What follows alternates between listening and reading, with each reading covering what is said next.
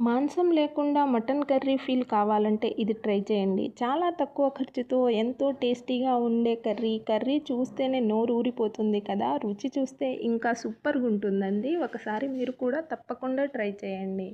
ముందుగా వాటర్‌ని బాయిల్ చేసుకోండి. అందులో సోయా వేసేసి మెత్తగా ఉడకబెట్టుకోండి. ఆ తర్వాత వాటర్ తీసేసి చక్కగా పక్కన పెట్టుకోండి. ఆ తర్వాత ఆయిల్ హీట్ చేయండి. అందులో సన్నగా తరిగిన ఉల్లిపాయలు, పచ్చిమిర్చి, కొద్దిగా అల్లం వెల్లుల్లి పేస్ట్, ఉప్పు, కారం, పసుపు వేసేసుకొని చక్కగా ఫ్రై చేయండి. ఆ తర్వాత 2 టమాటాల పేస్ట్ వేసేసుకోండి. అందులో ధనియా పౌడర్, జీరా పౌడర్, గరం మసాలా పౌడర్ కూడా వేసేసుకొని మొత్తం కలిపేసుకొని కొద్దిగా వాటర్ పోసుకున్న తర్వాత అది దగ్గర పడుతుంది. దగ్గర పడిన తర్వాత సోయా వేసేయండి. సోయా వేసేసి కలిపేసి చక్కగా ఇంకొకసారి ఉడకబెట్టండి. ఆ తర్వాత అందులో కొద్దిగా పెరుగు కూడా వేసేసుకోండి. పెరుగు కూడా చక్కగా కలిసిన తర్వాత దగ్గర పడుతుంది. అప్పుడు కొద్దిగా కసూరి మేథి కూడా వేసేసుకోండి. ఎంతో టేస్టీగా, జ్యూసీగా ఉండే meal maker curry, soya curry ready అయిపోతుంది.